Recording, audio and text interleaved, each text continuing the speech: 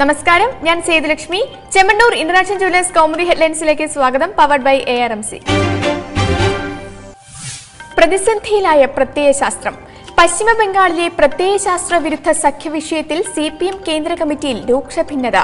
സംസ്ഥാന ഘടകത്തിന്റെ നീക്കത്തിനെതിരെ കടുത്ത വിമർശനം. സഖ്യമാകാമെന്ന യെച്ചൂരിയുടെ നിലപാടിന് VSന്റെ പിന്തുണ. സഖ്യകാര്യത്തിൽ ഇന്ന് തീരുമാനം.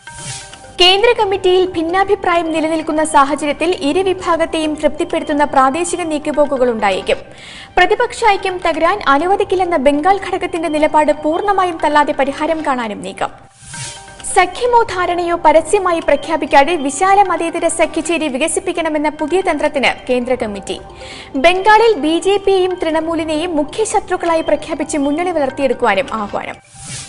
അതേസമയം ബംഗാളിൽ CPMുമായുള്ള കോൺഗ്രസ് സഖ്യ നീക്കം കേരളത്തെ ബാധിക്കില്ലെന്ന് മുഖ്യമന്ത്രി ഉമ്മൻചാണ്ടി. സഖ്യം UDFനെ ബാധിക്കില്ല. കോൺഗ്രസിനും UDFനും തികഞ്ഞ ആത്മവിശ്വാസമുണ്ടെന്നും ഒറ്റക്കെട്ടായി മുന്നോട്ടു പോകുമെന്നും ഉമ്മൻചാണ്ടി. നീട്ടിവിരിക്കുന്ന വലകൾ. JNUവിലെ അഫ്സൽ ഗുരു അനുസ്മരണ ചടങ്ങിൽ ഇന്ത്യ വിരുദ്ധ മുദ്രാവാക്യം മുഴക്കിയതുമായി ബന്ധപ്പെട്ട അന്വേഷണം വ്യാപിപ്പിച്ച് ഡൽഹി പോലീസ്. സംഭവവുമായി ബന്ധമുള്ളവരെ തേടി അന്വേഷണ സംഘം കേരളത്തിലേക്ക് തിരിച്ചതായി കമ്മീഷണർ BS ബസി. തിരച്ചിൽ വ്യാപകമാക്കിയത് സംഭവത്തിൽ പങ്കുള്ളവർ കേരളം ഉൾപ്പെടെയുള്ള സംസ്ഥാനങ്ങളിലേക്ക് കടന്നെന്ന നിർണായക വിവരത്തിന്റെ അടിസ്ഥാനത്തിൽ. ചടങ്ങിന്റെ മുഖ്യ സൂത്രധാരൻ ഉമർ ഖാലിദ് എന്നയാളെ തിരിച്ചറിഞ്ഞതായും ഡൽഹി കമ്മീഷണർ. സർവകലാശാലയിലെ പോലീസ് നടപടിയിൽ പ്രതിഷേധങ്ങൾക്ക് വീണ്ടും മുറുക്കം. ക്യാമ്പസിൽ വിദ്യാർത്ഥികളും അധ്യാപകരും നടത്തുന്ന സമരത്തിന് 4ാം ദിവസവും തുടർച്ച. വിദ്യാർത്ഥി സംഘടനകളുടെ നേതൃത്വത്തിൽ ഇന്ന് ജന്തർ മന്ദറിലേക്ക് മാർച്ച് നടത്തുമെന്ന് പ്രക്ഷോഭകർ.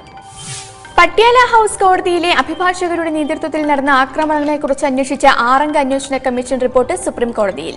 മാർച്ച് 2 വരെ ജുഡീഷ്യൽ കസ്റ്റഡിയിൽ വിട്ട കനയ്യകുമാറിനെ ഇന്ന് തിഹാർ ജയിലിലേക്ക് മാറ്റുമെന്നും സൂചന. ജനകീയനായി കാനം.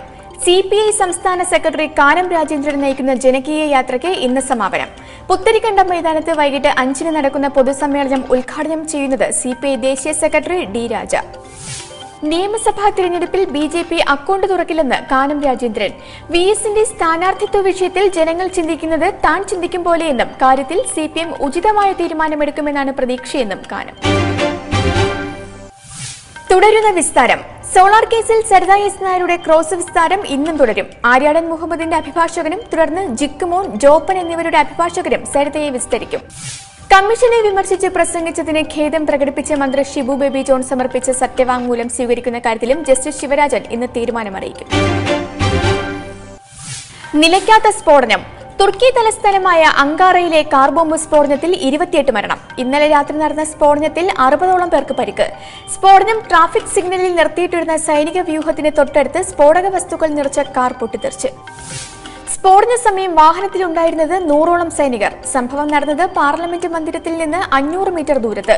സ്ഫോടനമുണ്ടായതിന് തൊട്ടടുത്ത് സൈനിക ആസ്ഥാനവും നിരവധി സർക്കാർ കെട്ടിടങ്ങളും ഉണ്ടായിരുന്നു. തീവ്രവാദി ആക്രമണമെന്ന തുർക്കിയുടെ വാദം ആരും ഏറ്റെടുത്തിട്ടില്ല. തുർക്കിയിൽ നിന്ന് പുറത്താക്കപ്പെട്ട കുർദിസ്ഥാൻ വർക്കേഴ്സ് പാർട്ടിയിലെ അംഗങ്ങളാണ് ആക്രമണത്തിന് പിന്നിലെന്ന് മുതിർന്ന സൈനിക ഉദ്യോഗസ്ഥർ. Chemmanur international jewellers Kaumudi headlines powered by ARMC സമാപിക്കുന്നു. അടുത്ത ഹെഡ്ലൈൻസ് 1 മണിക്കൂറിന് ശേഷം. നമസ്കാരം.